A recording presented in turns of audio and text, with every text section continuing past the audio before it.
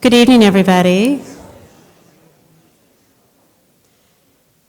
My name is Rose Jansen, and I'm with the Academy of Science St. Louis, and we are one of the organizations that sponsors the Science Seminar Series and tonight's talk, along with the St. Louis Zoo. And we're very pleased to be bringing you Over the Horizon, Exploring the Edges of a Changing Planet with professional photographer, author, sailor, and expedition explorer David Thoreson.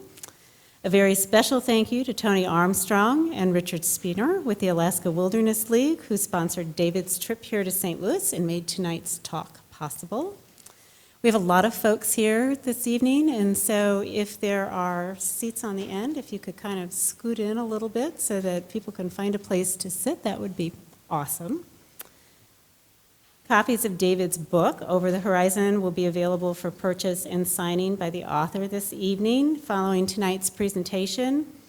This Science Seminar Series is a series of 5 to 6 public seminars on trending and topical issues in science held throughout the academic school year here in the Anheuser-Busch Auditorium in partnership with the St. Louis Zoo. For those of you who are not familiar with the Academy, I'm going to take just a moment to tell you a little bit about who we are.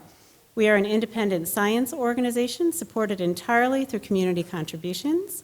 At venues throughout the region, the Academy connects science and the community through free and or very low-cost public talks, science seminars and workshops, and trips and tours that feature scientists and engineering professionals of both national and international renown. In addition to advancing the public understanding of science, it's the Academy's mission to inspire the next generation of scientists and science advocates, which is done by offering a full array of free and low-cost opportunities expressly for teens, such as our Teen Science Cafes, Teen Cafes Youth Leadership Council, Junior Academy of Science, and the Regional Academy of Science St. Louis Science Fair and Honors Division. The Junior Academy is a pre-professional STEM membership organization for students from the full range of academic backgrounds in grades 6 through 12. It offers hands-on opportunities in science, engineering, and medicine. Teens can attend unique behind-the-scenes explorations of leading engineering, technology, and science labs in our region, access university libraries, participate in field opportunities, and challenging and engaging science competitions. And Junior Academy members make real-world connections, meeting top STEM professionals. You can find more information on the Junior Academy and all of the Academy's community-wide science events and programs by visiting the website at academyofsciencestl.org. You may also visit the Academy on Facebook, Instagram, or Twitter. Or before you leave tonight, pick up some of the literature that is on the table just outside the auditorium, or sign up to receive Academy e-news. There will be some e-news sign-up sheets that will make their way around the audience this evening. Before I turn it over to Richard Spiener to introduce our speaker this evening, I do want to mention just a couple upcoming Academy events that you might have an interest in attending. And if you are a student, you might want to check with your teacher, as many teachers offer extra credit for attending Academy events, and we can provide proof of attendance if needed. If you are a teen in grades 6 through 12, we invite you to join us on Thursday evening, November 16, from 6 to 8 p.m. at BRDG Park for our hands-on Teen Science Cafe on cybersecurity. The cafe features dinner and hands-on activities related to cybersecurity. You do need to register to attend. The event and registration will be up on our website at academyofsciencestl.org tomorrow afternoon, with pre-registration open to members of the Junior Academy of Science through Friday, and general registration for all others on Saturday, November 11. Then this Thursday, November 9, from 5:30 to 9, here at the St. Louis Zoo, we invite you to join us for the 2017 Whitney and Anna Harris Conservation Forum on Environmental Justice. This event is free and open to all, but you do need to register to attend. A light dinner is included with your registration. The forum features speakers from across the country on applying ecological principles to social design, environmental justice and health disparities, connections to criminology, and advancing a just transition to a sustainable planet for us all. We hope you'll join us for this important conversation. You can find more information and registration information both on the table outside the auditorium this evening and on our website at academyofsciencestl.org. These and additional science opportunities are on our website, or you may pick up some of the event flyers and Academy literature that is available for you to take with you before you leave this evening. If you'd like to receive e-notification, again, there will be some e-news sign-up sheets that will be making their way around the audience. Please turn off cell phone ringers or any other electronic devices that might make noise during tonight's program. And with all that said, I'd like to introduce Richard Spinner with the Alaska Wilderness League to introduce tonight's speaker.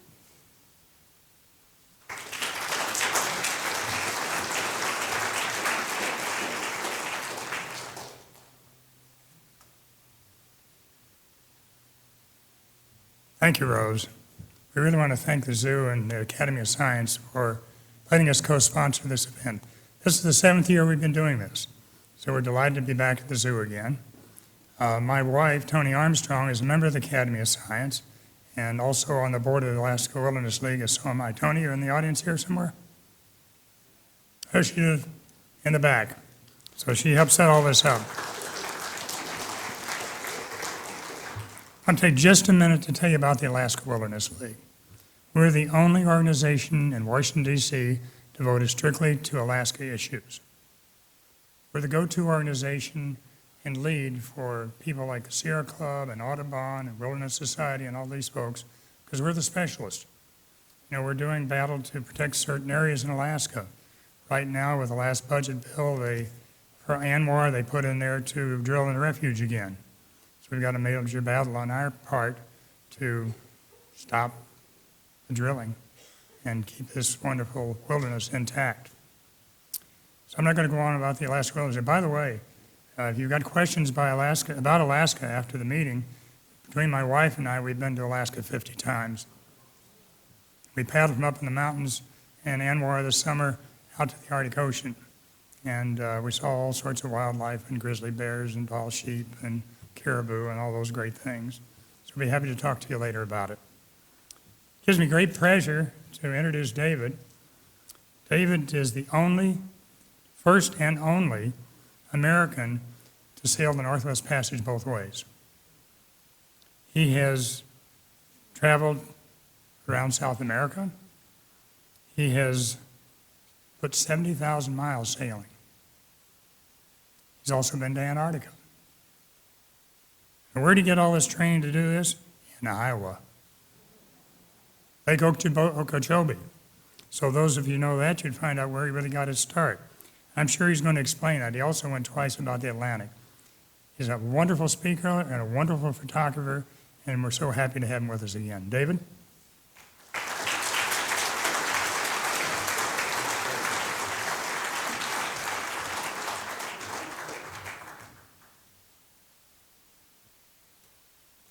Pretty much says it all, doesn't it?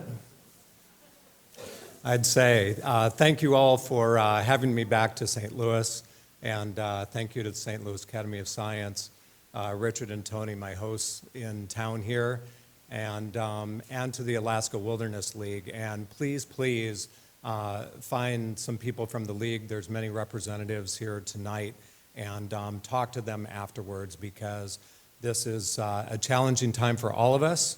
Our public lands are under assault across the country, and this is a time for us to settle in and really stand for what we stand on. And so I really encourage you to talk to the Alaska Wilderness League tonight and learn more about the Arctic National Wildlife Refuge, which is our Serengeti. This is one of the last special places on the planet, and we need to protect it. Even if we never set foot in wilderness, we need to know that it's there. It's important for us as humans to keep wilderness intact and to protect these special places on the planet.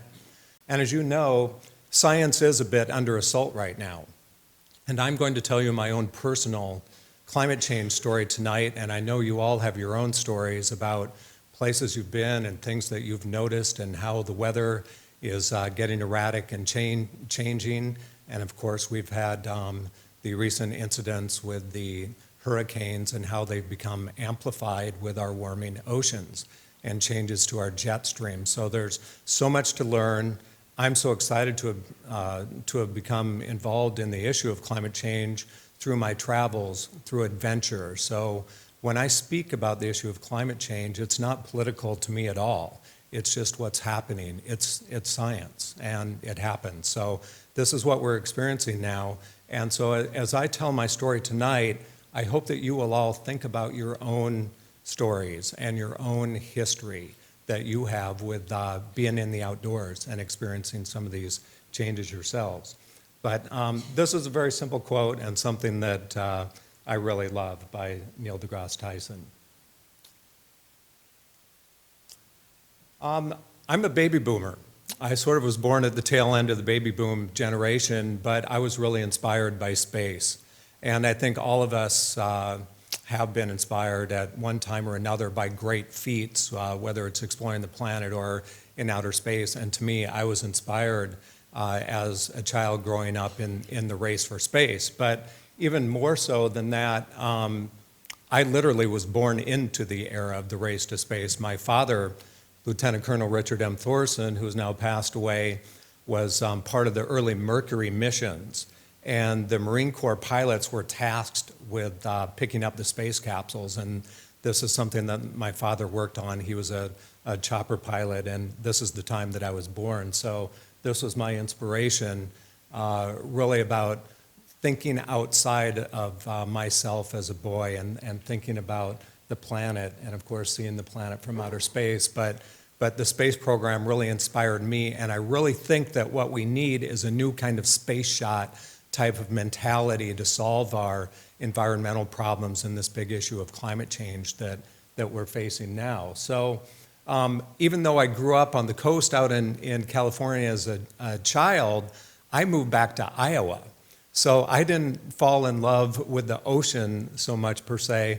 I fell in love with a little lake in Iowa because this is where I grew up, on a glacial lake in northwest Iowa called Lake Okoboji. And there's a series of glacial lakes right on the Minnesota border. And of course, when you stop and think about what glacial lakes really are, they're bodies of water that were created by climate change, by the natural cycle of climate change some 20,000 years ago when the glaciers were receding. So I really think it's a natural for me to have come involved in climate change by learning to sail on a little glacial lake in northwest Iowa. And of course, this is a place that's inspired me ever since I was a young boy, learning about the water, gazing out at the moon rising over the lake, photographing lots of wildlife, and becoming involved in the recreational industry, the outdoor recreational industry, which, by the way, is almost $1 trillion industry in the United States. Even in Iowa, which is mostly agriculture, it's an $8 billion industry. And we oftentimes forget that, to put a dollar figure on what the outdoors is worth to us for quality recreation and maintaining our natural resources. The outdoors is not just a place for drilling for fossil fuels or mining and extraction. It's a place that provides value to our homes where we live. And this is where I live in Okoboji. And because of this, in a small rural county, population 17,000, we have a $300 million tourism industry. And this is really important to think about because local economies are based on something. And for us, high water quality and maintenance of natural resources allows us to have this type of economy. So as we think about our rural areas and how we can revitalize them, oftentimes we have degraded environmental quality, both in water resources, loss of soil, agricultural communities, people leaving, expanded farmland.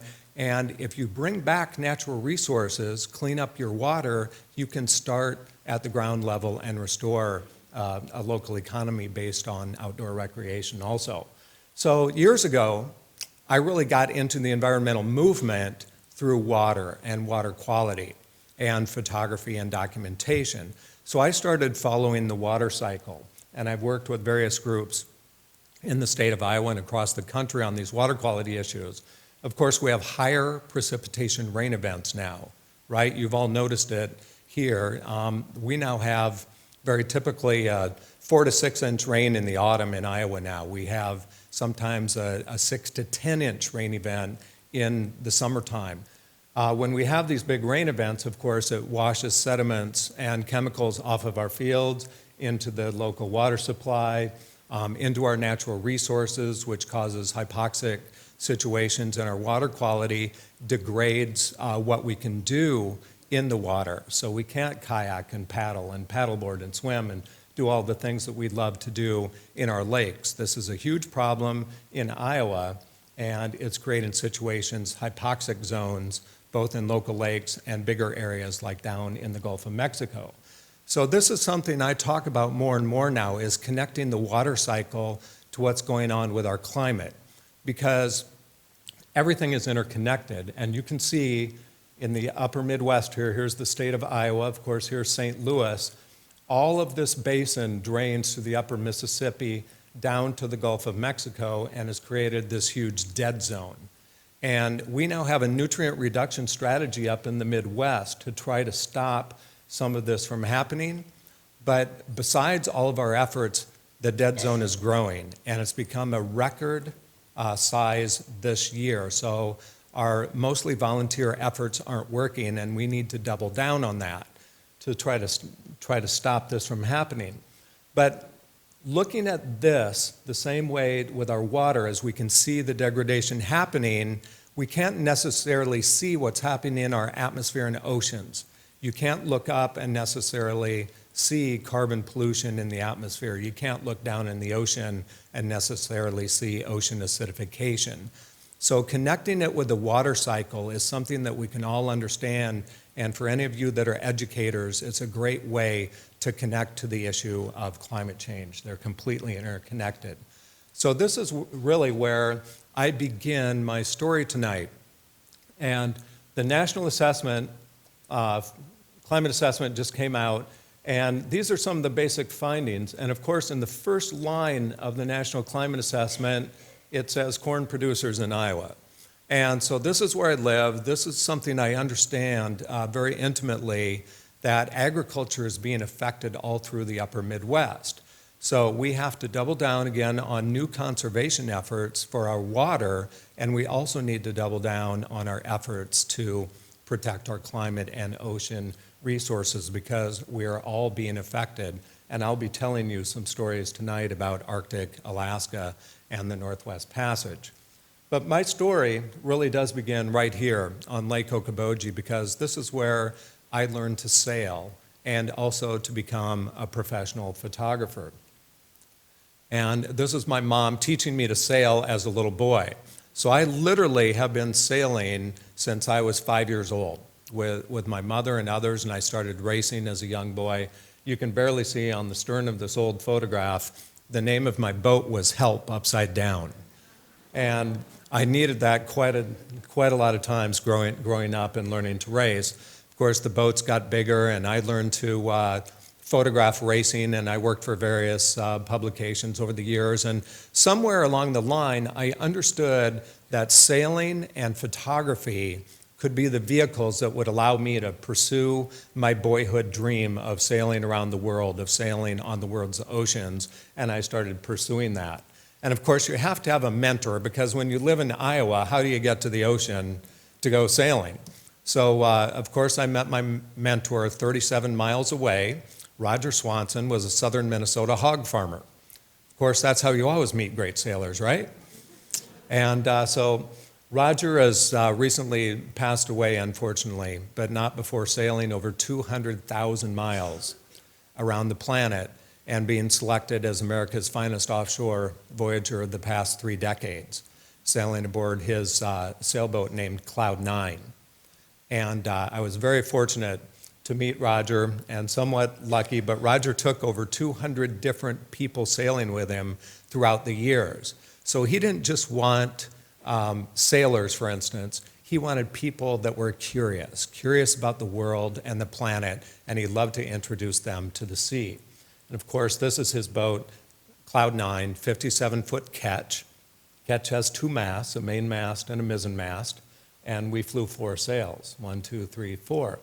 And you can see how ship-shape they are. Roger was a retired naval officer, so we always kept the boat absolutely ship-shape all the time. And because of this and his extensive planning, we never really got into any horrendous situations that were over our heads. We were always seemingly under control when we were at sea. So again, Roger introduced me to the bigger elements.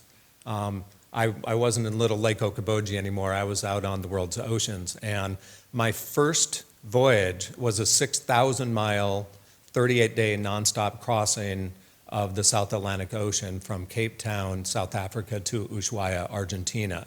And this is when I really fell in love with sailing. And I was hanging upside down off the top of the mast here, about 100 feet off the ocean, on about an 8-foot sea with the mast swinging back and forth like this, of course. And I didn't notice it at the time, but when I came down, what I found out was the inside of my legs were bloody, and I'd torn all the hair off the inside of my legs from just gripping the mast with a death grip. So again, you do things out there on the ocean that you would never really imagine that you could do. And that's what Roger introduced me to. The bigger elements out there, like the southern fjords of Chile. There's little Cloud 9, seemingly little down there on the bottom amongst the fjords of Chile. And of course, the greater, bigger elements in life. And this is when I really became interested in climate, because what I started to understand, and believe me, you have a lot of time to think out there on the ocean, that everything is interconnected. And the world's weather systems really are driven by this powerful southern regime spinning off into the South Pacific and then up affecting us right here in North America. So I learned about how the weather systems are all interconnected to form the Earth's climate. And of course, you see all of these great clouds like this roll cloud off the coast of Argentina. I've only seen 2 of these intact like this. The other one carried dust with it 500 miles out onto the ocean, and we couldn't see more than 200 feet because of a dust storm at sea. So there's all sorts of phenomena that you see when you're out there in the world's oceans, but the biggest power and force is the sea itself. This is about a 30-foot sea running near Cape Horn. Lots of people, I don't know, I don't have to embellish stories, but the biggest seas that I've been in are probably about 45 feet. And this was about a 30-foot sea running, and you can see it really looks like a mountain range, doesn't it? And that's really what you're doing when you're sailing through these big weather systems and big wave systems out there, is sailing through a mountain range at sea. So one of the first trips I did with Roger after that big Atlantic crossing was to sail down to Antarctica in 1992. And this was the first iceberg that I ever saw at sea. This is a big tabular iceberg that had broken off and was drifting north. So these icebergs are kind of your friends on these nice days like this, but on the really bad weather days, you don't want to be anywhere around them. And of course, you can't even see them. So we had to track them on radar because they'll calve off pieces of ice called bergy bits. And these bergy bits can be the size of this auditorium here. And of course, when you're in a heavy sea, say 30 feet, and you come off big wave action and come down on top of ice, that'll pretty much ruin your day. So this is what we had to avoid all the time when we were sailing in these polar regions. And of course, 24/7 daylight, remember that too. But in bad weather, it's hard to see very far in front of you. So this was the first time in my career that I really got into a far-off remote place on the planet and got to take a look at wildlife that lived in these regions. And we were fortunate to get out with scientists from Palmer Station, the U.S. scientific base there.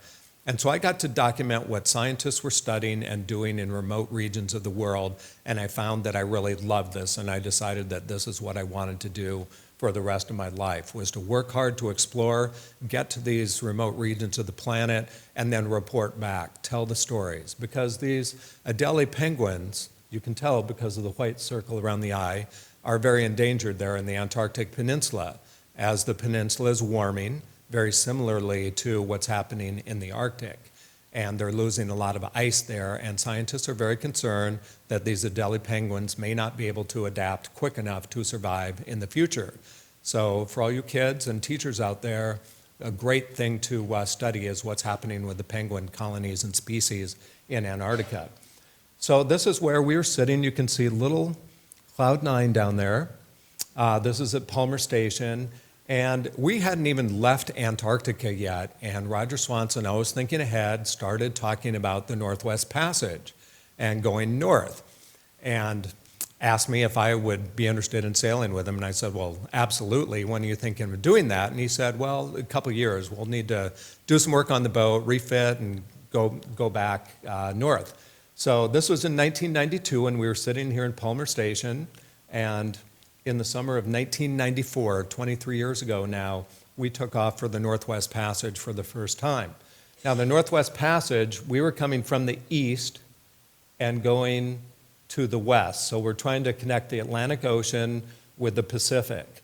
And so you go around the ice edge. There's icebergs all around out here. And you go up the west coast of Greenland, across Baffin Bay. You're now some 600 miles north of the Arctic Circle. And then you cross into the archipelago of islands that make up the Canadian Arctic here. And then you go all the way across the entire continent of North America. And of course, Anwar sits in this area and the North Slope here, which we'll talk about a little bit later. So you go down through the Bering Strait here. Of course, I could see Russia through my window.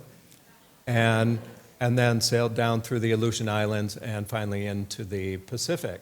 And this was a feat which had never been done before by any American sailboat in history. And it looked something like this in action. So up the west coast of Greenland, across the Arctic Circle, across Baffin Bay now, and into the Northwest Passage, Lancaster Sound. Now you go south, and then make a turn to the west, and then you sail all the way across the continent of North America, Bering Strait, Aleutian Islands, and if you're fortunate enough, you get into the Pacific Ocean. This is kind of what it looks like on a normal day, beating along out there in the ocean. Of course, my bunk was right underneath the Zodiac here. So they say it's about as close as you can come to being in outer space, and I can pretty much attest to that. And your stomach will literally leave you when you're in the front of the boat trying to sleep. You'll literally come out of your bunk. So you have to find really interesting and creative ways to try to get some sleep on a boat. So in the summer of 1994, we left. So off we go. Snowy, cold conditions in the North Atlantic and Labrador Sea as we head over to Greenland. And this is the west coast of Greenland, one of the most magnificent places I have ever been in my life. If you ever get a chance, please go. There's direct flights now to Ilulissat, where you can see the Jakobshavn Glacier. Blue ice, even on gray days. Ice comes in all kinds of different colors. Spectacular, and I never get tired of photographing. We worked our way north along the west coast of Greenland with the warm current. So as the summer goes along, you keep working north, and the lead keeps opening up as you go north along the coast. And so you pick your way through these little bergy bits as you go north, and that's sort of the puzzle that you keep solving, because you have to get far enough north where you can cross. Now, traditionally, the ice is split sort of along a line at about 70 degrees north latitude, and that varies a little bit year to year. And of course, now sometimes there's not even any ice in Baffin Bay anymore, so you can pretty much cross earlier in the year. On the nice days, we could get up close and personal with icebergs, which was really fun. You can even see these poles here. These are our ice poles. We actually made these from tree branches in Nova Scotia and equipped them with special steel tips so that we could push ice off along the way. This gives you a type of the situation of the scale of things in Greenland. And again, on the nice days, we could do something like this where I could get off in the Zodiac and take some photos to give you the sense of scale of what we were facing with the elements in the far north. And of course, stopping in these little remote communities along the way in Greenland was really special to learn about the culture and how they're living there. People are living in these remote places. And again, Greenland, 2/3 the size of the United States, only has about 50,000 people in the entire country. So it's very sparse. There's no roads. You can only get around by a snow machine in the winter or boats in the summertime. So these communities have a tough time getting together, even relatives. Only certain times of the year can families see each other in remote villages. So we finally got as far north as we could. This is a landmark called Devil's Thumb. And traditionally, before we had any of these fancy navigational devices and things, when the indigenous peoples were traveling in the far north, they used these landmarks like Devil's Thumb to navigate. And so Devil's Thumb is the area where traditionally you can turn to the west and start going over to the Northwest Passage and crossing Baffin Bay. And that's what we did. So we crossed Baffin Bay in the summer of 1994 with our crew of 6. And I circled this gentleman right here.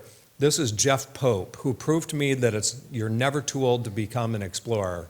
He was 81 years old when he was sailing with us, Jeff Pope. And he is from a Minnesota explorer and sailor and one of the greatest gentlemen I've ever known in my entire life.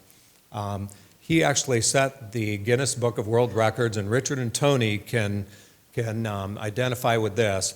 He took a canoe trip 7,700 miles from New York City to Nome, Alaska in 1937. They portaged the whole thing, he and his friend, and overwintered with the Indians in the Yukon. And they finished the trip by rowing 300 miles through the open ocean to Nome, Alaska. So, great story. And he was a terrific mate and friend on board. This is our actual chart. From Devil's Thumb, we cross and go into Lancaster Sound, and this is where the Northwest Passage begins. And you know that you're not in for a warm summer of sailing when these clouds meet you at the entrance. So we knew what we were in for, but yet we all had this kind of pit in our stomach. And of course, you really start understanding it more clearly when you arrive at some of these special places like Erebus Bay, where the first 3 members of the Sir John Franklin expedition died in their fateful expedition of 1845 and 6. So I always say these 3 sailors that died were the lucky ones, because all 129 men would perish during that voyage over the next few years. But what that did, because we didn't have internet in 1845, it actually sent people looking for them in ships, and that's how eventually the Northwest Passage was discovered by Roald Amundsen from 1903 to 06. Now, these are the original graves. The original markers have deteriorated some, so the Canadian government has put up these plaques which have the members of the original expedition there. And again, these are places that you can visit now in the Arctic, and it's a fascinating history. And if you can get to the Arctic, it's very, very special. Now, it wasn't so special for the Franklin expedition, though, because they were locked in the ice. There are 2 vessels, Erebus and Terror. And, of course, who would name a boat Terror, especially in the Arctic? But that's another story. So they tried everything they could to get themselves out of the ice. And, of course, they had too large of vessels, too many men, bad clothing, and poor food. Typical British expedition. So they were not successful, and we all learned some lessons from what happened to them. But we also wondered what was going to happen to us, because in 1994, the Arctic was still pretty normal as far as the ice is concerned. There's still about 7 million square kilometers of ice that summer, and we found ourselves locked in the ice also. Every time we extracted ourselves, we got stuck again. And so for 2 weeks, on and off, we fought and battled the ice. And we just could not extract ourselves, because this is what it looked like. In the summer of 1994, you would have needed an icebreaker to penetrate the ice of the Northwest Passage. And there were only 2 vessels and 9 people in the world attempting it. You probably saw that other little vessel there that was sitting in the bay with us. There was a French vessel named Back of the Moon, and they had a crew of 3. So there were 2 boats, 9 people attempting this. And so we couldn't make any headway. And again, every time we turned around, we were stuck in the ice, drifting with the ice, and we couldn't get south into the channels. If I could, I would get off the boat and try to take some pictures, but we were stuck in the ice. And finally, after battling this until the middle and end of August, we decided that we had hit our no-go date. Every expedition has a go and a no-go, and we had hit the no-go, and we had to retreat some 3,000 miles out of the Arctic with our tail between our legs, and the Northwest Passage had won again. Now think of 1994, right? Now some of you kids obviously don't remember 94. You don't remember anything that doesn't have a screen on it. So 94, we didn't have internet, right? We didn't have personal computers, and we were still old school sailing. Traditional paper charts, and we didn't have GPS navigation and those types of things. We were doing things still the traditional way. Now, fast forward with me 13 years, because I did other sailing expeditions around the world, but Roger Swanson still wanted to do the Northwest Passage. He was now 75 years old in 2007, and he wanted to do the Northwest Passage. So he asked me if I wanted to return, and I said, absolutely. Now we have personal computers, we have the internet, and I was actually following scientists at the time in this new theory of climate change and global warming. And I had started tracking the same satellite information that the scientists were looking at, and I was seeing a downward trend in ice.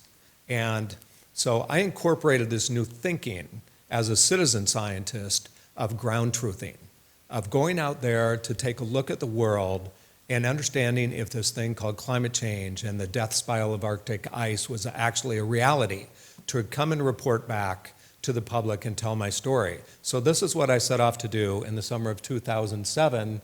Here we go, a return to the Northwest Passage. And off we go to Greenland again, right? This is Jakobshavn Glacier, and this is the largest ice fjord in North America. It produces enough fresh water in the form of ice on a daily basis to supply New York City with its annual fresh water supply. So every single day it's pumping that much water out in the form of ice. Now it's receded tremendously in the course of the last couple decades and is now all the way back at the ice edge, almost all the way, the terminus. So again, it's a very interesting place to visit and something that's impacted greatly by climate change. Again, there's the beautiful little villages that we stopped at. This is the town of Upernavik. It's the last little town where you can get supplies along the way. So we refueled, got supplies, and off we went. So again, there was one little boat that we knew there called Jotun Arctic. It was a group of Norwegians who were doing research along there. In the summer of 2007 now, big change from the 13 years previously, there were now some 60 research vessels working along the coast, all studying various issues having to do with this new concept called climate change. So we got some information from them, and then off we went, crossing Baffin Bay. It was very rough, great sailing, kind of 15-foot seas, but guess what? No ice. There was no ice whatsoever in Baffin Bay in the summer of 2007, so we didn't really have to worry about splitting sections of pack ice. We arrived in Lancaster Sound, and guess what? No ice. So we entered the Northwest Passage, and this is what we found in the channels. We returned to the exact same place that we were at in 1994, stuck in the ice, and this time we were greeted by no ice and calm waters. So something had changed dramatically in just 13 years, and we were completely confused by what we were seeing because we expected less ice. We didn't expect no ice. And of course, even the polar bears were quite confused by what was going on, as we discovered. And what it did allow us to do, though, was to continue. So this time there was no ice blocking our channels to the south, and off we went to the south now. And now we were on the trail of Roald Amundsen, who was my hero as a polar explorer, arguably the greatest polar explorer of all time. So we were following his route exactly, the historical route through the Northwest Passage, and we stopped in Joahaven, which was sort of a sacred place to us, the place where Amundsen's boat, Joa, froze in the first winter of his expedition in 1903 and spent 2 winters frozen in. So Roald Amundsen, think of this, spent 4 years and 3 winters frozen in the ice to get through the Northwest Passage during this time. We sailed in. Now there was a community named after his boat, Joa, called Joahaven. We dropped anchor in exactly the same place that Amundsen had some 100 years earlier and enjoyed the community. They hadn't seen a boat in quite some time, so they were excited, we were excited. And the interesting thing is Amundsen was successful partly because he adopted indigenous ways. And so ate the food, used fur skin, small boat, adapted to the conditions, and spoke the language. And it turns out they might have found a few mates along the way, because 100 years later, you'd be surprised how many people in this little village think they're related to Roald Amundsen. Quite fascinating story there from Joahaven. But this is what we found as we kept going through the Northwest Passage in the summer of 2007, was calm waters, a lot of motoring, which we didn't want to do, little wind, big high pressure, sunny days, and of course, we finally eventually made it 6,694 miles in 73 days, compared to Amundsen's 3.5 years through the Northwest Passage. But I felt like we got an assist by completing the Northwest Passage because it was definitely being affected by climate change in a rapidly warming Arctic.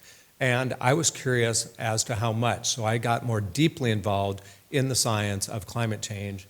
It led to other expeditions and more involvement with scientists.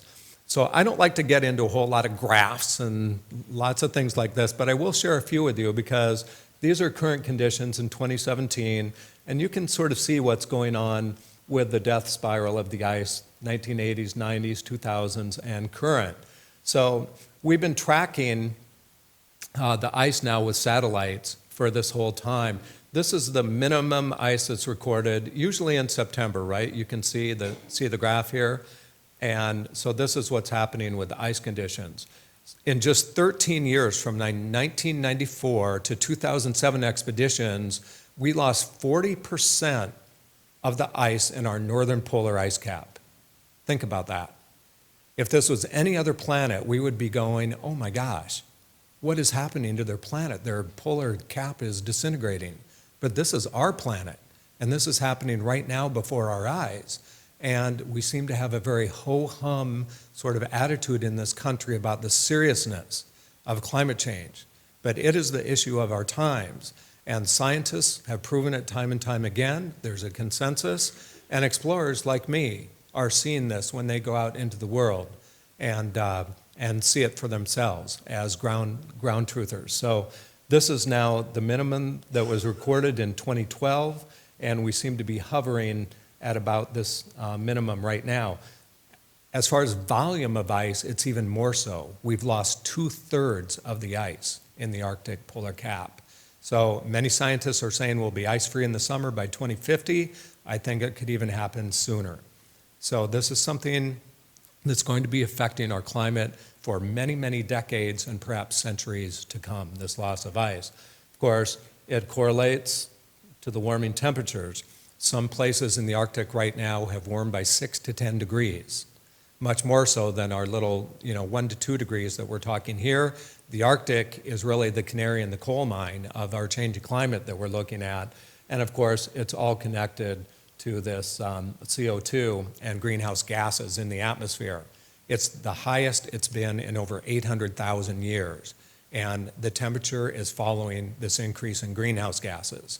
So we need to be doing something about it and not moving backwards like we are currently.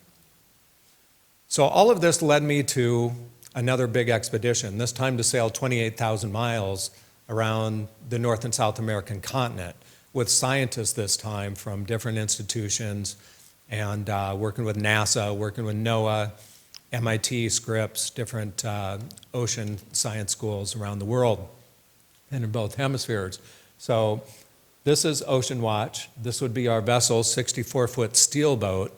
A little better to go through the ice with a steel boat, this time from west to east, leaving from Seattle.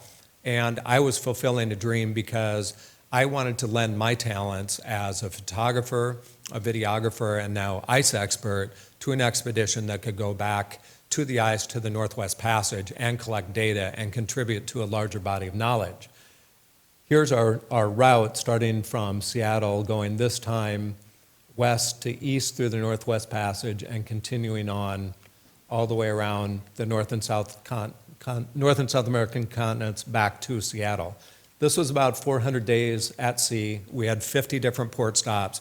And in each port stop, we would now become educators also. We would tear off our foul weather gear and go to schools and talk to kids about oceanography and all the issues associated with being out at sea. Because kids are not getting good oceanography in their classrooms these days. It's something that's really missing.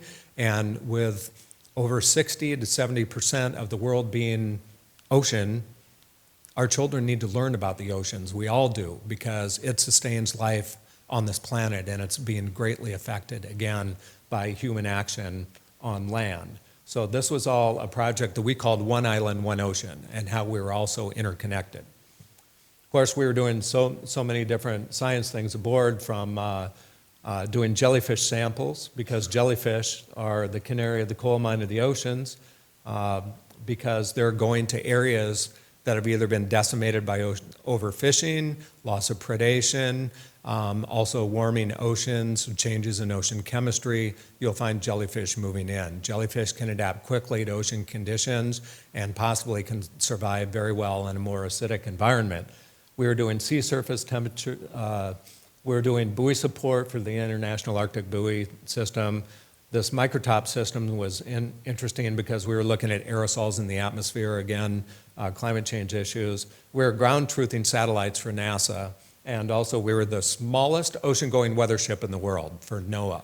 So it was very exciting to be on this small vessel going off into remote areas to study.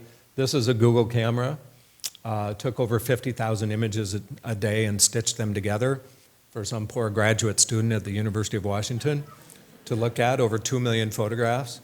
And these were our carbon fiber kayaks that we could use to explore distant fjords in remote areas. We had satellite communication, and we were also, we had instruments at the top of the mast that could measure radiation and heat coming onto and off the ocean. So fascinating. And this is what we used our kayaks for, to kayak into remote areas of the world, like these fjords in southern Chile, and explore far and removed ecosystems that were just absolutely magnificent. I call this one Kayak Kaleidoscope, because for anyone that remembers the kaleidoscope, that's kind of how this image looked to me. We were doing ocean column kind of sensing, so we were launching the Seabird probe twice a day down to 450 feet in the ocean, looking at salinity and temperature in the water column. And of course, we were talking to kids wherever we could go to tell them our stories and to learn from them about what they were interested in, try to inspire children to be the next educators and scientists that might help solve some of these problems that we're facing now.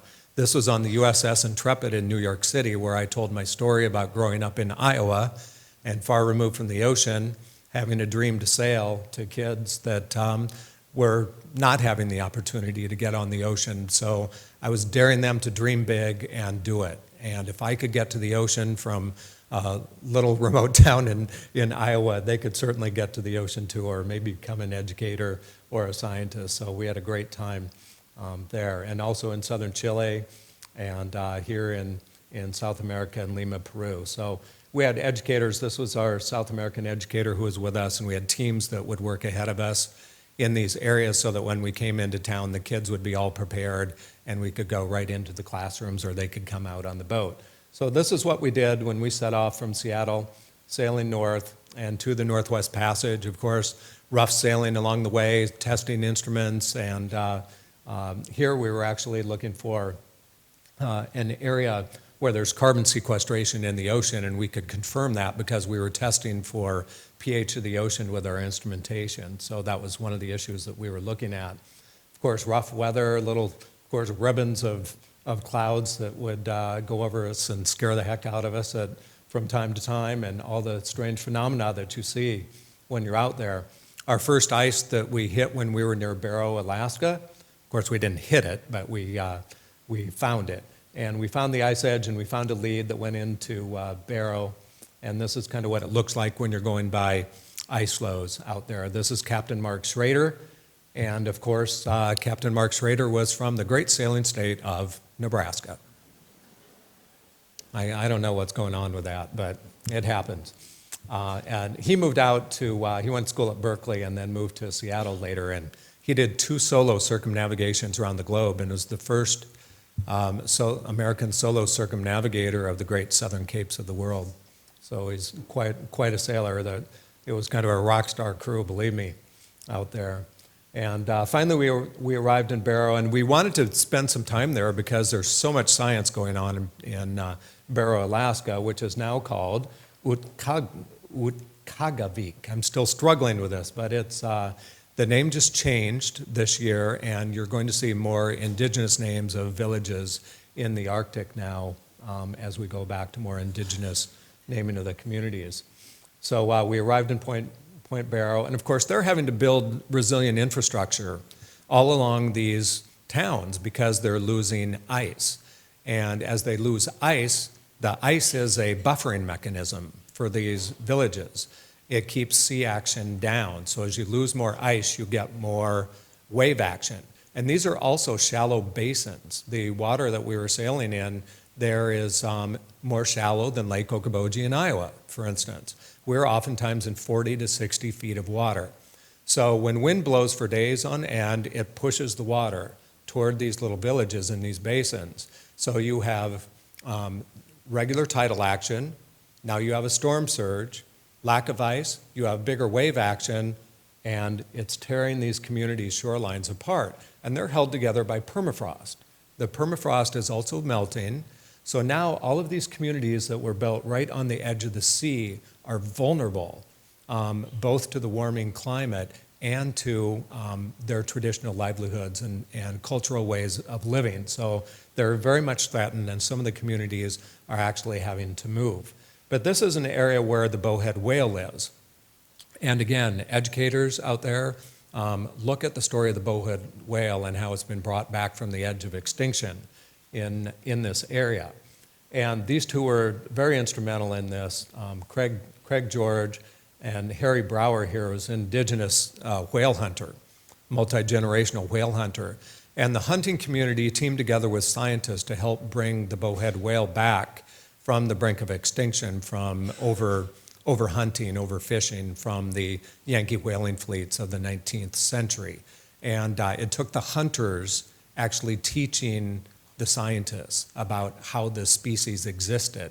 And the two of them working together, actually these communities brought this whale back. And now the whale is actually thriving and growing in numbers again. And we got to see them and photograph them along the coast in Barrow and spend time with some of the scientists and hunters who are studying them. Now, I'm throwing these slides in because this is where I sort of come back a little bit to the Alaska Wilderness League and some of the other groups who are trying to protect what's going on with these resources in the Arctic, because here you can see Point Barrow. And this is the migratory route of the bowhead whale and the interface between the ice and the land here. And this whole area is dominated by wildlife in the summertime, both on the land, in the sea, and on the ice flows. This is the natural resource of the Arctic. And because of leases potentially in the Chukchi Sea and the Beaufort Sea, and now potentially on the north slope of Alaska, many of these areas could become threatened, extremely threatened in the next few years by drilling for oil in the Arctic. We have no advanced Coast Guard base in the Arctic. We have no way of cleaning up any oil spill at this time in the Arctic region whatsoever. And what scientists are now learning more and more is that even small spills can freeze between plates of ice and drift into far-off places where they can melt and release the oil. So we have no way at all to clean up any potential spill, and it threatens millions of wildlife species within the Arctic region. So this is the Arctic Wildlife Refuge.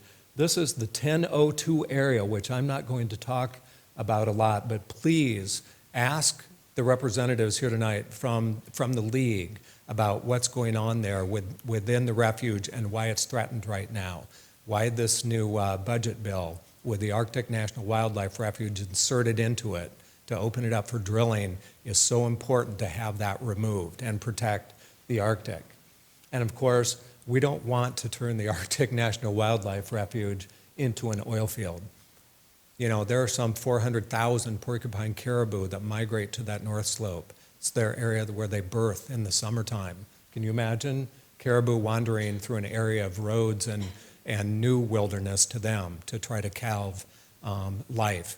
And the people that live there literally live on these natural resources, some 9,000 Gwich'in and indigenous people that live around the Arctic National Wildlife Refuge use this region for their food, for their resources.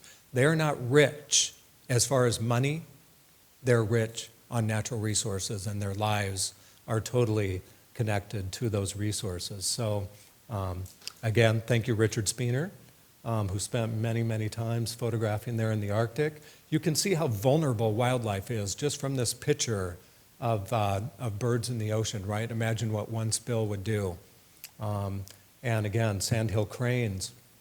These are birds that I photograph in Nebraska when they fly through there on the flyway. So there's birds that are migrating thousands and thousands of miles into and out of this reserve. And of course, the porcupine caribou.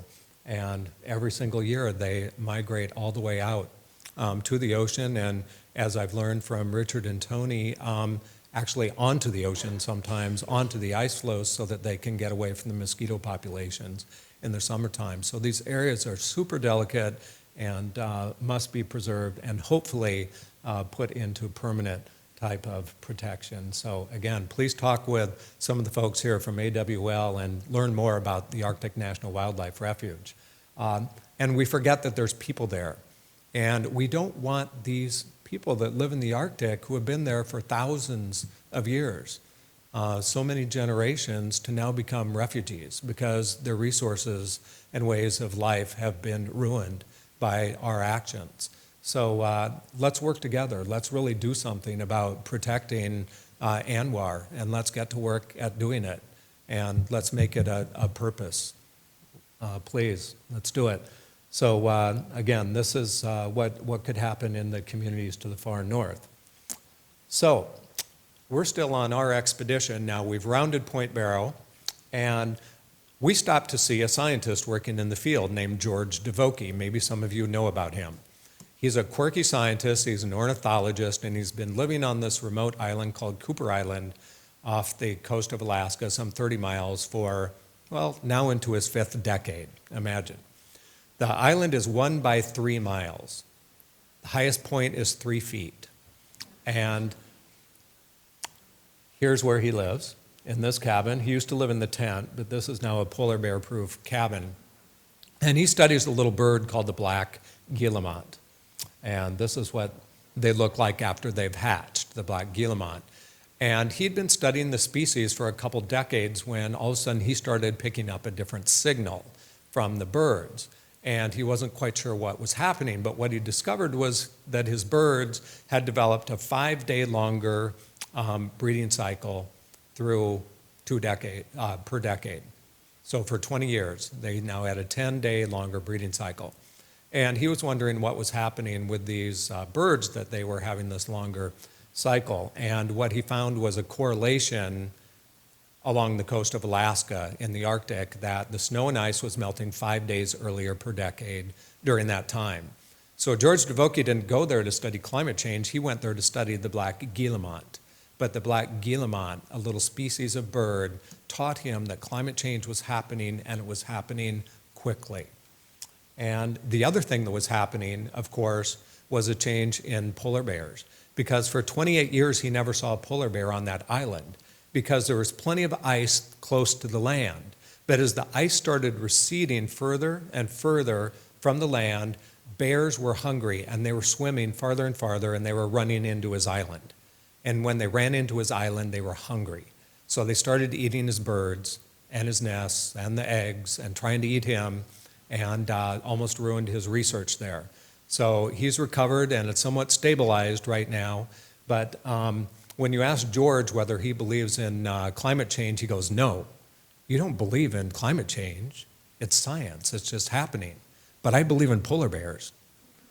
And I know there weren't polar bears for a long time, and now there are polar bears, and something has definitely happened. So he is the type of scientist that is a great resource for you to read about, that can tell you great stories about what's happening with the changes in the Arctic. And of course, this is what he's witnessed, just since records were really kept about the loss of ice. They're having to create a new chart now, because last summer, or early summer, late spring, the ice went off the chart there.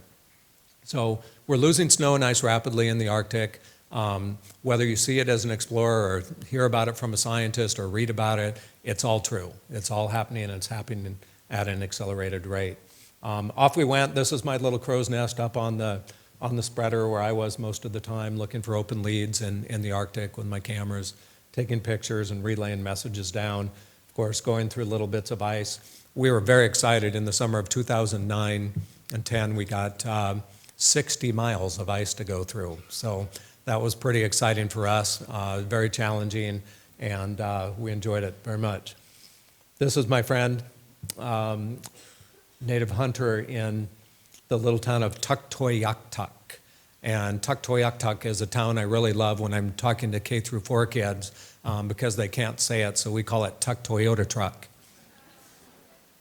And again, we visited this little village, and I learned all about how you harvest fish in the summertime. These are white fish, and my friend Wayne had just caught about 300 whitefish over the course of a few weeks, and a beluga whale, and so he was mixing up a batch of bipsy, which is, you can see it's raw fish, beluga whale, and a bunch of fish oil and stuff. So he would hand me the knife, and I would have to eat off the knife and try to swallow it, and he loved it that I had a gag reflex and laughed a lot, and we sort of bonded and became friends because I didn't take any pictures of him or that area for a day. I needed to earn his trust.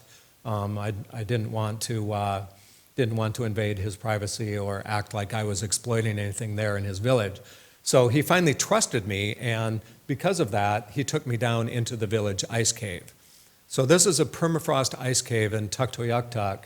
You can see the doors here. There are 19 doors, so they're little ice caves where each family could store their food that they would catch in the summertime. So when they would hunt and fish, this is where they would traditionally store their food over the course of the winter. So we sat down there in the cave, and he told me oral histories and multi-generational stories, which was absolutely fascinating to me.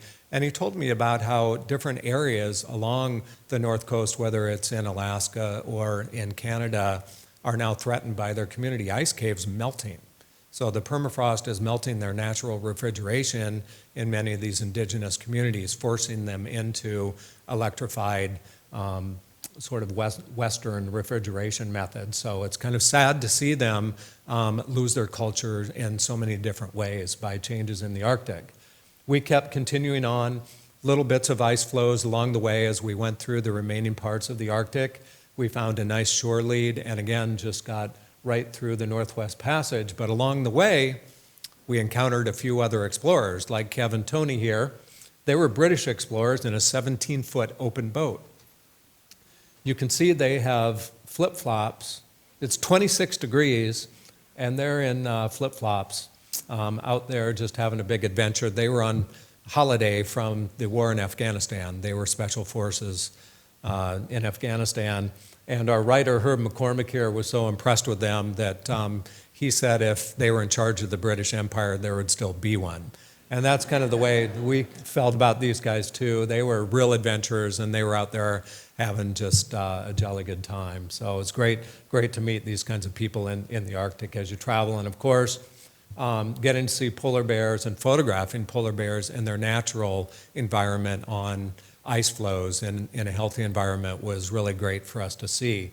And this is what I want to see, is an Arctic that returns back to normal with ice floes so that the bears have a place to go and they don't have to migrate back onto land and disrupt communities and maybe compete with their brethren on the old family tree, the brown bear. So who knows what's going to happen in the future as we continue to lose more ice.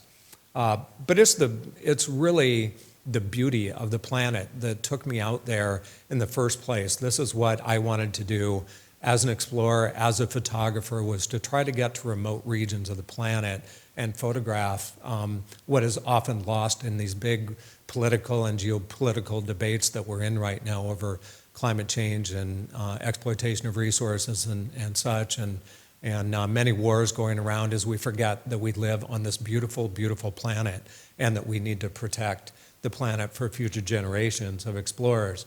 And this is why I go out there, is to try to document what's happening and share some of these stories with you so that my story can become your story. And then your stories that you are now learning about in your natural environment can be shared to a wider group of people, and we can start having a wider impact. So my story is now yours. And again, the beauty of the planet is something that I can't even explain at times. It's so profound.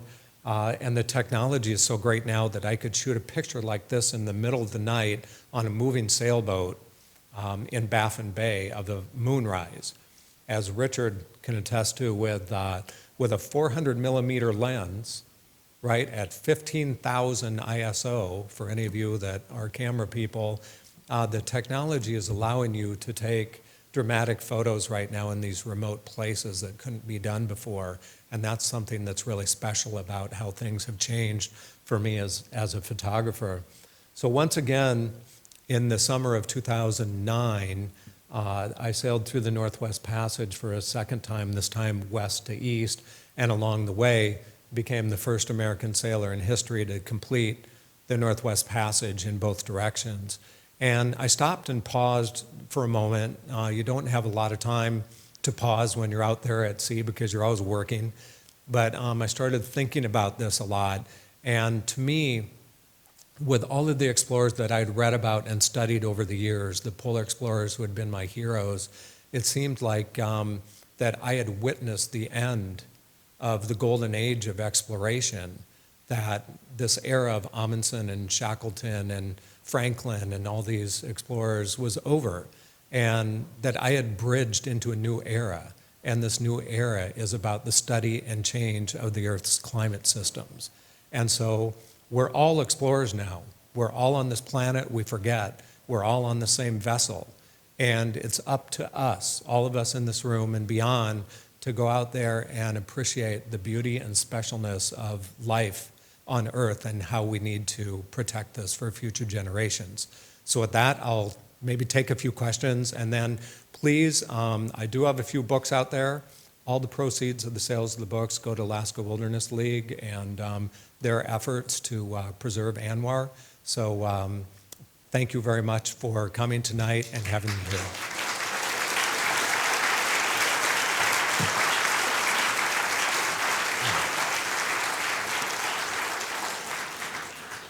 Maybe a couple questions?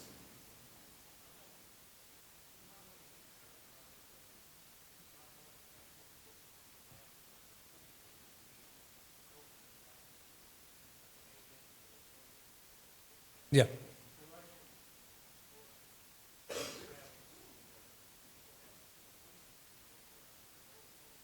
Yeah, the question is about the Northwest Passage and really as a navigable seaway for larger vessels, okay? And in an ironic twist of history, what has happened is that the Northwest Passage has been sought after for centuries. And the Northern Sea Route, or what's called the Northeast Passage on the Russian side, is now much more open than the Northwest Passage for a navigable waterway. So you're seeing a few things like cruise ships going through for the first time. Maybe some of you read about the Crystal Serenity cruise ship that went through in the summer of 2016. There's now some large vessels that are going through. But the ice really stacks up because we have land masses that penetrate far north, and the continental shelf also extends far north. It's shallow. So ice builds up, especially with the Beaufort Gyre. It's all kind of complicated. But anyway, there's still more ice and clogged channels with ice on the sea routes of the Northwest Passage, whereas on the other side of the Arctic, the Northeast Passage is much more open. And so the Russians, by the way, have built 40, count them, 40, icebreakers and ice reinforced vessels for hauling goods, oil, gas, you name it, out of the Arctic. And they have nuclear-powered, huge ice-breaking vessels now. And we have two, and they're old. So we don't even have any Arctic advanced base right now or deepwater port in the Arctic. So our presence is very diminished, and we're allowing other countries in the Arctic to take leadership in this. And this is something that concerns me greatly. It concerns our U.S. military. They have deemed it, a strategic sort of military threat to us right now, and they call climate change a threat multiplier, because you can take any situation and add the climate change effect, and now all of a sudden you have things that affect people in great ways and in mass numbers. So it's a big issue. Watch what's going on in the Arctic.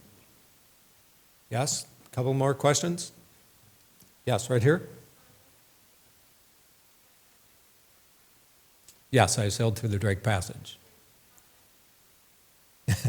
The Drake Passage is from the tip of South America, so from Cape Horn down to the Antarctic Peninsula. They sort of come at each other like this, and there's a 600-mile gap in between that's called the Drake Passage. It's the roughest body of water in the world. When we were there on Ocean Watch by Cape Horn, we had 105 knots of wind.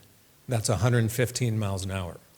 And so we had to find a hurricane hole near Cape Horn, and we rode that out through the night, in one of the most horrendous nights that I've ever had on a vessel in my life. Barely survived that thing. In the Drake Passage, I've had anywhere from 70 to 80 knots of wind and boats dismasted around us and awful situations. We had a female crew member that was with us on our early voyage there who lost 22 pounds in 6 weeks. So if you want a good weight loss program, I might highly suggest the Drake Passage. And compared to that, what you find in the Arctic is that you're sailing a lot of channels. And there's usually an Arctic high pressure system that lodges there in the summer, and you get actually a lot of calm days.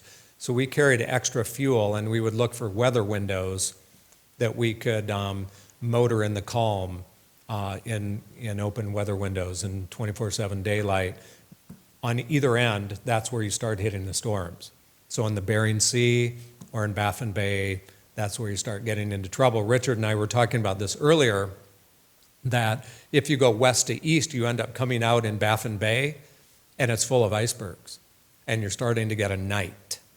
And sailing, night, and ice, really bad combination.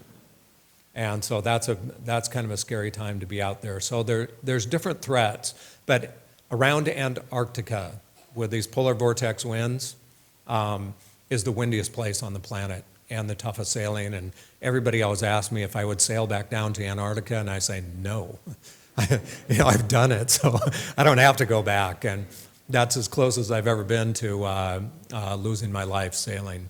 Was stuck in a storm down there that lasted for 3 days with 40 to 70 knots of winds and 25-foot seas with icebergs all around us. Very, very treacherous and scary. Yes, back there.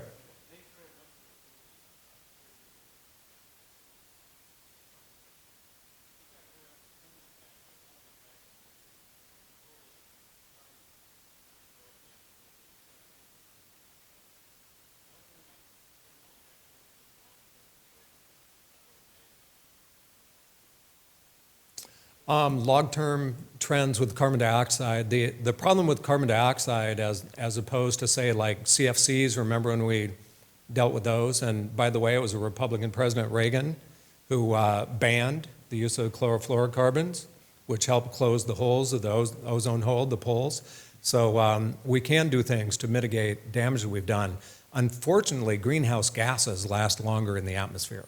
So we're looking at long-term damage right now. What we're doing right now, the carbon that's going up into the atmosphere will last at least another 50 years. That's just today. So we have long-term effects already built in. So you'll hear a lot of scientists talk about 2 degrees Celsius.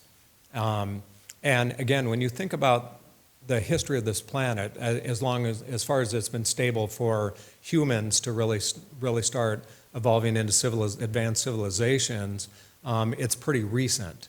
And that's only been because we've had a stable climate that's allowed predictability. Predictability allows us to have civilization, allows us to have agriculture. Think about the insurance industry. They can't operate without predictability. So as we move into more unpredictable times, it's affecting almost everything. Now, we're going to have climate change, and we're having a big impact right now. Whether we can hold this warming to 2 degrees, 3, well, 4 degrees, at 4 degrees C, as far as warming, we're going to start melting feet, meters, tens of feet, and that's going to flood our coastal regions all over the planet. We'll probably have 4 to 6 feet of sea level rise by the end of the century. That's already kind of built in. And so since 70% of the world's population, over 5 billion people, live within 100 miles of the ocean, you can start seeing how this is going to affect us and cause mass migrations and instability. So this is what we're up against. And I really do believe that science right now is providing the answers, right? We know right now that we can run this country on renewables. And again, nobody's saying that we shouldn't use any fossil fuels. It's just that we're undervaluing, we're underpricing. Fossil fuels should be very expensive. And we should be allowing this whole new entrepreneurial sector of the economy to develop so that we have new companies, new jobs. Solar and wind jobs now outnumber coal, oil, and gas combined as far as job creation in the United States of America. It's a very underreported fact. And so we have established ways now, just like we do with cleaning up our water and doing different techniques there. So the answers are there. We just need to have the will to implement the solutions. And the solutions provide the new jobs for all the next generations of kids in this room right now and the new entrepreneurs that want to take us into this new era. So I'm very hopeful that we can get there. I consider this kind of a blip that we're in right now. I mean, my friend Joe Robertson that I work with on my foundation is in Bonn right now at COP23, where they're discussing the Paris Climate Accord. And I don't know if any of you heard, but Syria, war-torn Syria, has now signed on to the Paris Climate Accord, leaving the United States of America as the only country in the world who is not supporting the Paris Accord, the Paris Agreement. So we have our work cut out for us. This should not be a political issue. We should just be working toward these things because it's good for the planet. You know, if the worst thing that happens from working on climate initiatives together is that we leave the world a better place for future generations, then I'm 100% all in.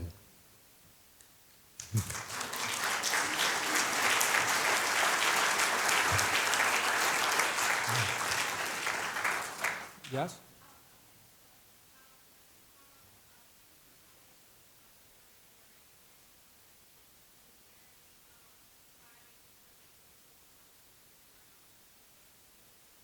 Yes.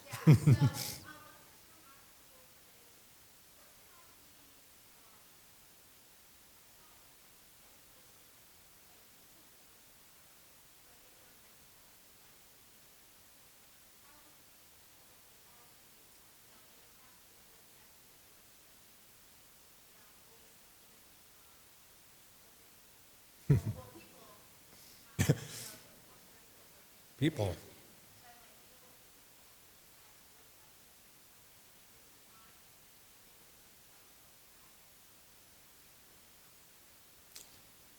Wow. I think she just asked me if I've become mental.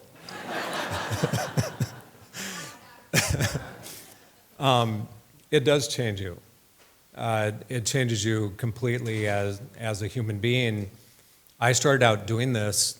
I mean, my first job was as a national park photographer way back in the day, and I had fun exploring the national parks and working with scientists out there in the field. But really going to remote places for a long period of time, you're in isolation. Like I said, it's about as close as you can come to being in a space capsule. And there is a re-entry period. And things happen while you're on a boat. A lot of people think that this is a very, I don't know, kind of glorious thing to do and that everything's peachy keen in life when you're out there doing these things. when I was on the Around the Americas expedition, I had 4 people die that were close to me, and, it's difficult. So, things are hard. You can't be there with your family. You can't help.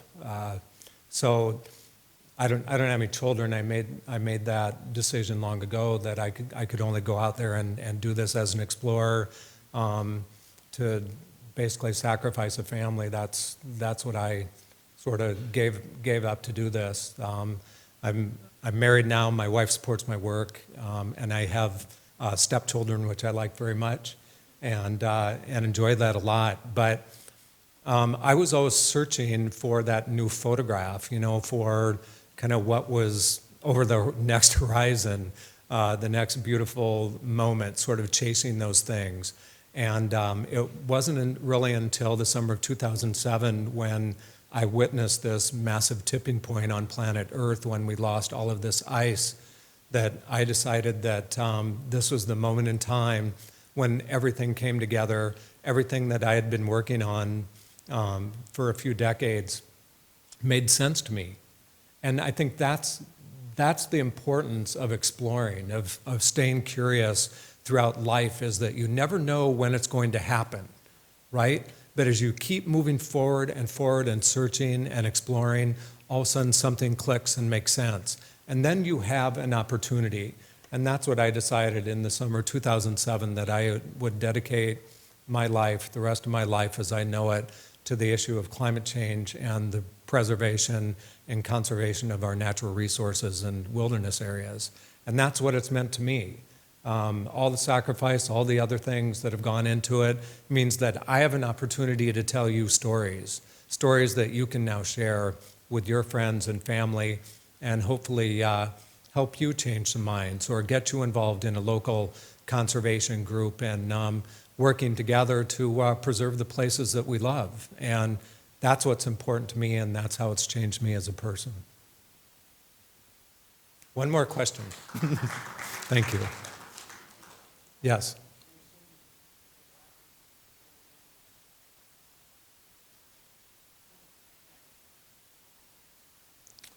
This is a common question, actually. The North Polar region behaves completely different than the South Polar region.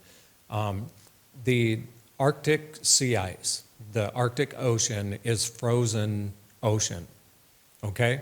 So the melting of that ice does not increase sea level, okay? That's something to really keep in mind in your discussions, because it's already seawater. It's just frozen seawater. So every year it freezes and it melts.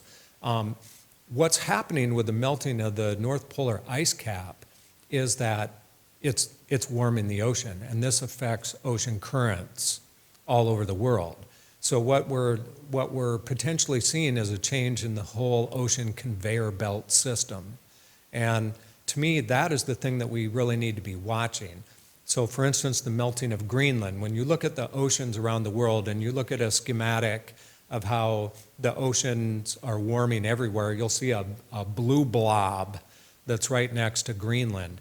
And that's from all the cold water penetration of the fresh water that's melting from the landmass, right? So that's where we really need to be watching, because it's this combination of cold fresh water and warmer seawater that's saline, this mixture, this chemistry, this warm and cold that drives the ocean currents. And the ocean currents are our heating and cooling system on planet Earth. That's really how it all works. So as we start changing this ocean chemistry, even in small amounts, and the hot and cold of the ocean, it affects ocean currents. And that affects our life-sustaining systems on this planet. So again, it's these small, people always say to me, David, 2 degrees. Are you kidding? 2 degrees is nothing. And I'll say, what's the difference between 32 degrees and 33 degrees? It means the difference between water and ice. And so we live in this delicate balance. And I'm a firm believer that there is one big equation, if you want to call it Gaia, if you want to call it whatever it is, there's a huge equation that keeps this all working together. And when you start screwing around with one part of the equation, it affects everything else. And that's what's happening right now with greenhouse gases. So That is our contribution to the change in this equation. And if you think about the temperature of the Earth only fluctuating maybe 4 degrees in the last 600,000 years, you start understanding how delicate this balance actually is. So once we start increasing this temperature upwards of 2 degrees into 3 degrees, we're talking about tens of feet of sea level rise, making all coastal areas uninhabitable. So let's keep that in mind as these are very delicate systems that we're messing with right now with greenhouse gas emissions. So I'm not going to end on that bad note. Come on. So I can tell you that in the state of Iowa, we now have over a third, and we'll have, I think by the end of next year, we'll have 42% of our energy coming from wind. So we've become a leader, and we've done this on a bipartisan effort in the state of Iowa. And so if we can do it there, I think that it can be done almost anywhere, and I think that should be a goal. And because we've done that, we now have, I don't know the politics here as far as state government, but in Iowa we have a Republican governor, legislature, both Senate and House, pretty much dominated by Republicans right now. Well, our Republican governor, Kim Reynolds, just welcomed Apple CEO Tim Cook into the state of Iowa for a $1.2 billion investment in the state of Iowa because they wanted to put one of their farms there. What do you call them for their servers? A server farm, right? And they wanted to run it all on renewable energy. So they came to Iowa so they could run the whole thing on wind. It's going to create thousands of jobs in the construction, not so many when it's done. But again, it's something that was only attracted to the state of Iowa because of wind energy. And our Republican governor welcomed them in and said just that it's because of our bipartisan approach to welcoming renewable energy into the state that we've attracted this new investment. So we're not going backwards.